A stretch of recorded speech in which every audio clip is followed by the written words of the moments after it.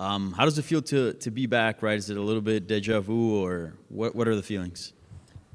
Yeah, it's a little bit deja vu. It's pretty much the same thing that happened last time. You know what I mean? I'm fighting a tall, lanky, good striker, and 9 days notice. You know what I mean? So it feels pretty similar, but I'm a different person than I was then. I'm a lot older, a lot more at peace with myself and where I'm at life, and hopefully it's gonna be a better show. Yeah.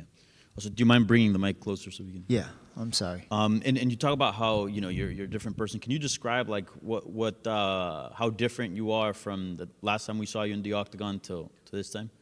I'm just, this sport has in the 12 years, 13 years that I've been doing it, it's taken a lot from me. I care less, I guess, about this sport and less about what I'm doing, and that's somehow freed me to enjoy it more when I am in there and when I am training and when I am fighting. I got back to what I did when I started this stuff. I would mix in the game. I got a little too punch crazy, and I wanted to throw punches and get hit by punches, and I enjoyed it a little too much. Didn't pay out well when I was here the last time. So again, I've just opened my game up a little bit, worked on the flaws that I had last time, and just a more complete fighter now. Yeah. And psychologically, like when you were released by the UFC, how hard was that to deal with? And did you think that you were gonna work your way back to this position?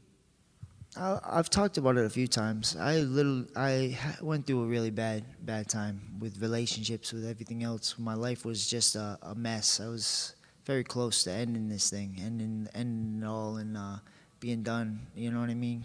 Fucking, I don't know. I don't want to talk too much about it, but again, you know what I mean. It was a bad time. So one of the worst times of my life. I found the girl I'm with now.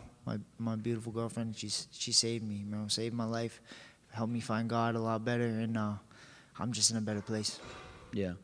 Well, first of all, I'm glad that you're here and back in the UFC and still with us, and congrats on working your way back up. I guess after going through all that, how does that change you, and how does that strengthen you now that you gear up for a return?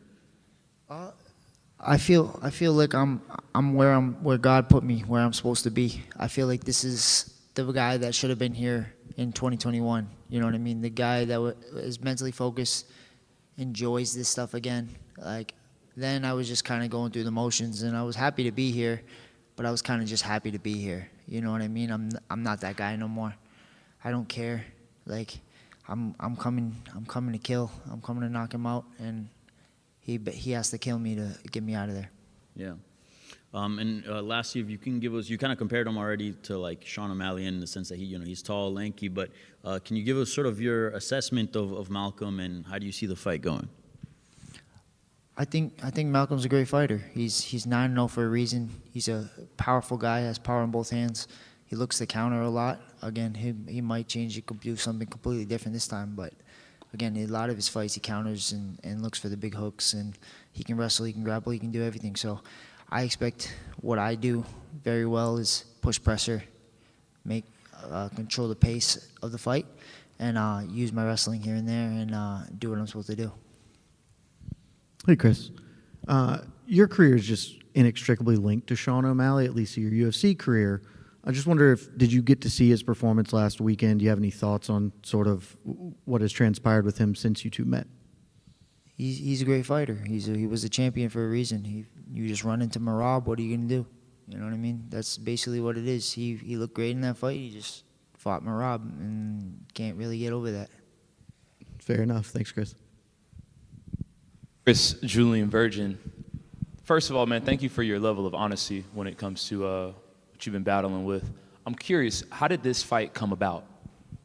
The same way I feel like most of these fights come about. You know what I mean? I had a fight booked in July for a local show.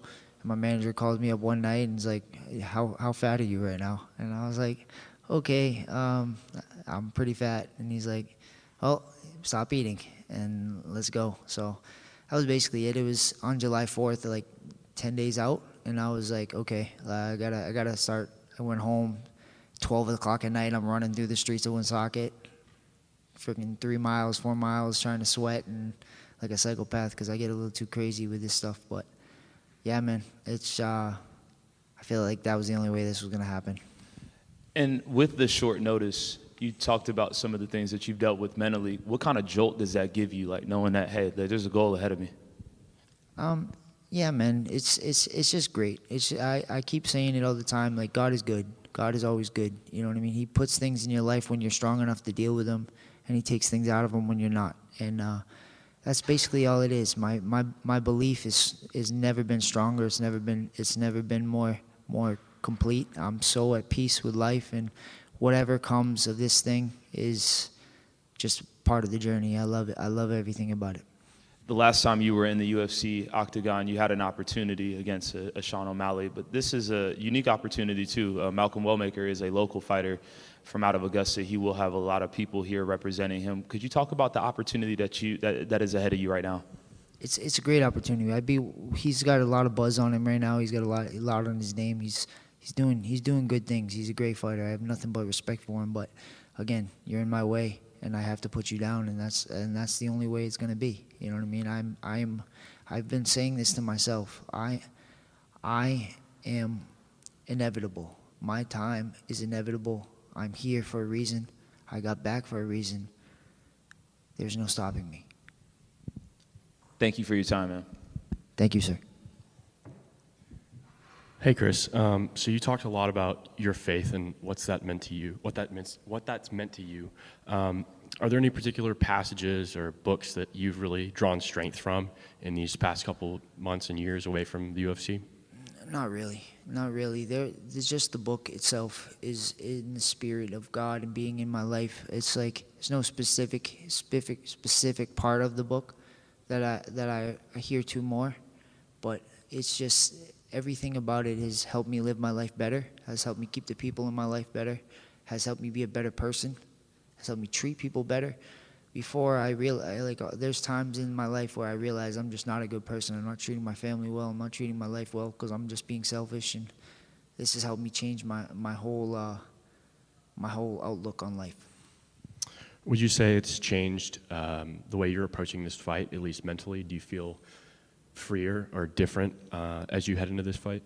100%. Like I said a few times on this table, I'm just at peace. I'm at peace with where I am, win, lose, or draw, where I am at life. The things that are going outside of this are much more important to me than anything that I could do here. I'm just here to freaking fight, do what I love to do, the thing I've done most of my adult life. So I'm just excited to be part of this.